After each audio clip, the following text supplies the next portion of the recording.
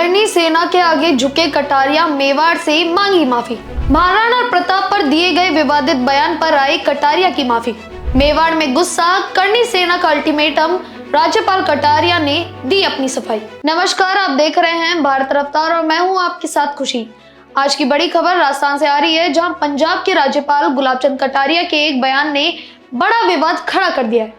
महाराणा प्रताप जैसे पूजनीय योद्धा के सम्मान से जुड़ा ये मुद्दा अब नए मोड़ पर पहुंच गया है। क्षत्रिय समाज और करनी सेना के कड़े विरोध और आंदोलन की चेतावनी के बीच राज्यपाल कटारिया ने एक वीडियो संदेश जारी कर सार्वजनिक रूप से माफी मांग ली है। दरअसल ये पूरा विवाद 22 दिसंबर को उदयपुर जिले के गोगुंता क्षेत्र में धूली घाटी में आयोजित एक शिलान्यास समारोह से शुरू हुआ। इस कार्यक्रम में मुख्य अतिथि के रूप में पहुंचे थे पंजाब के राज्यपाल गुलाब चंद कटारिया ने अपने संबोधन में महाराणा प्रताप का जिक्र किया। उन्होंने कहा कि कांग्रेस के शासनकाल में क्या लोग महाराणा प्रताप का नाम सुनते थे। उनका इशारा यह था कि महाराणा प्रताप की वीरता और गौरव को असली पहचान भारतीय जनता पार्टी की सरकारों ने दी। लेकिन इस बयान को क्षत्रिय समाज और राजपूत संगठनों ने महाराणा प्रताप के अपमान के रूप में ले लिया।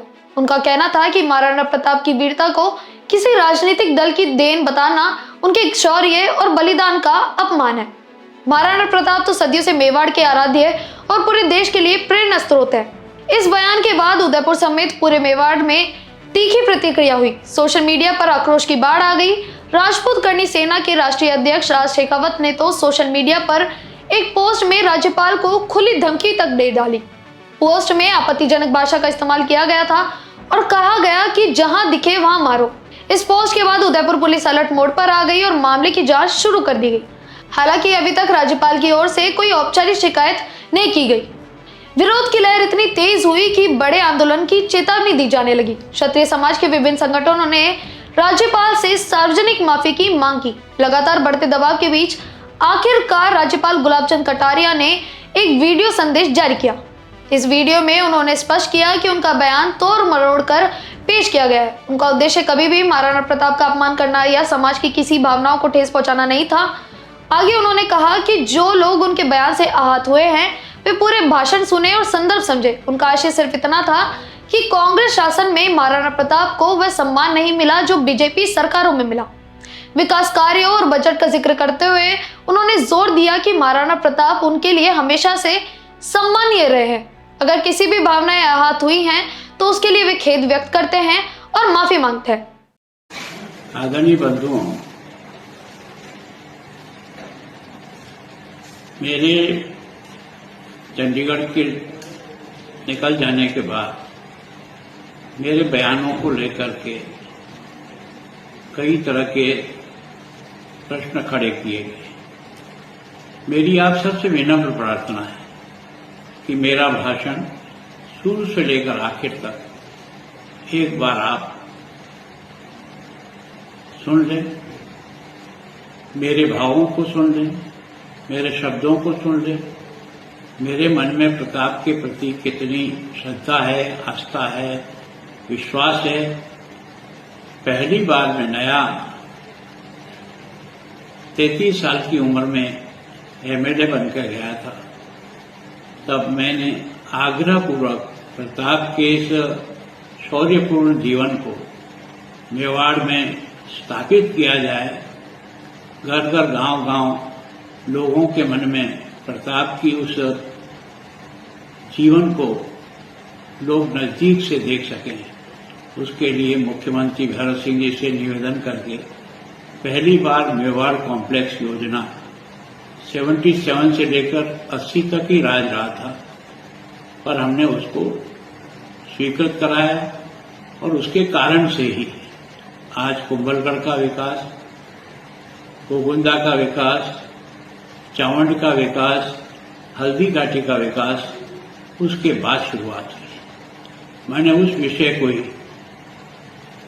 इस रेफरेंस में कहा था कि कांग्रेस का 47 से लेकर के 77 तक सरकारें रही, लेकिन प्रताप के जीवन को ऊंचाई पर ले जाने के लिए किसी भी प्रकार का काम नहीं हुआ। हमने पहली बार उसकी शुरुआत भी की, उसको निरंतर आगे बढ़ाया और अब की बार भी सरकार ने अपने बजट में प्रताप से संबंधित स्थानों को और विकसित करने के लिए 175 करोड़ रुपए की स्वीकृति दी है। मेरा कहने का भाव जो था कि हम लोगों ने प्रताप के उस शौर्यपूर्ण जीवन को जन जन तक पहुंचाने, आने वाले पर्यटक को भी प्रताप की गाथाओं से परिचित कराने के लिए ये सारे के सारे विकास प्रारंभ किए। ये विकास कांग्रेस भी कर सकती थी। इतना लंबा कालखंड रहने के समय में भी ये मेरा उसमें भाव था। मैंने ये जो शब्द प्रयोग किया कि हमने प्रताप को जिंदा किया, इसके आगे और पीछे की बात को आप सुनेंगे कि कांग्रेस ने इस बारे में प्रताप के जीवन को जन सामान्य तक और दुनिया तक पहुंचाने के लिए जिस प्रकार की आज मेवाड़ नहीं, दिल्ली में भी स्टैच्यू बनी है, गुजरात में भी बनी है, बंगाल में भी बनी है, हर जगह प्रताप का जिस प्रकार का हुआ है उसको बढ़ाने का प्रयत्न किया। मेरा ऐसा कोई भाव नहीं था। फिर भी अगर किसी को केवल ये कि हमने जीवित किया ये शब्द इतना सा टुकड़ा अगर आपको बुरा लगता है तो मैं इसके लिए क्षमा चाहता हूं कि मेरा भाव ये नहीं था कि हमने किया। हमने कहा कि हमने प्रताप को सब प्रकार से ऊंचाई देने के लिए जो भी प्रयत्न सरकार की तरफ से हो सकता था, और आप ये जितनी भी स्टैच्यू प्रताप की लगी हुई है, जहां भी लगी हुई है, उसका समय नोट कर लें कि कब लगी है, किस साल में लगी है। गांव गांव में प्रताप का ये जो मान और सम्मान है, ये हमारे उस अभियान को प्रारंभ करने के बाद में है या उससे पहले से है। तो थोड़ा सा मेरे भाव भी आपको ठीक लगेंगे। मेरा तो आपसे आग्रह है कि छोटी छोटी बातों पर प्रताप के प्रति मेरे मन में कितना सम्मान है। मैं इतने सालों से प्रताप जयंती पर जो कार्यक्रम नगर पालिका तो बाकी सबके सहयोग से, समाज के आप ही के समाज के सहयोग से जो कर रहे थे, कब शुरू किया, कब इसको हमने कहां तक ले जाने का प्रयत्न किया। अगर सम्मान नहीं होता तो क्या ये कार्यक्रम हम नगर परिषद के अपने बजट से और फंड से इस प्रकार के कार्यक्रमों का आगे बढ़ा सकते थे।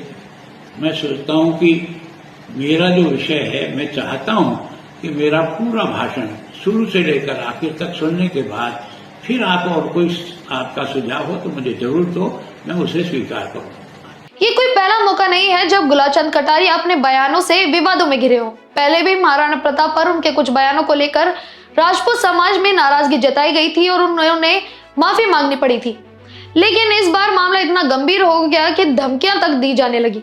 अब सवाल यह है कि क्या राज्यपाल की माफी क्षत्रिय समाज और करणी सेना को शांत कर पाएगी या ये विवाद और आगे बढ़ेगा। अब कुछ लोग इसे पर्याप्त बता रहे हैं तो कुछ कह रहे हैं कि महाराणा प्रताप जैसे महान योद्धा के सम्मान से खिलवाड़ नहीं सा जाएगा। ये मामला न सिर्फ राजनीतिक है बल्कि सामाजिक और सांस्कृतिक संवेदनशील से भी जुड़ा हुआ है। महाराणा प्रताप मेवाड़ के गौरव का प्रतीक है, जिन्होंने मुगल सम्राट अकबर के सामने भी अपने घुटने नहीं टेके। ऐसे में किसी भी बयान को राजनीतिक रंग देना भावनाओं को ठेस पहुंचा सकता है। फिलहाल विवाद थमा जरूर लग रहा है, लेकिन आने वाले दिनों में इस पर और प्रतिक्रिया आ सकती है। तो आपकी इस मुद्दे को लेकर क्या राय है हमें कमेंट बॉक्स में जरूर बताएं और बने रहें हमारे साथ।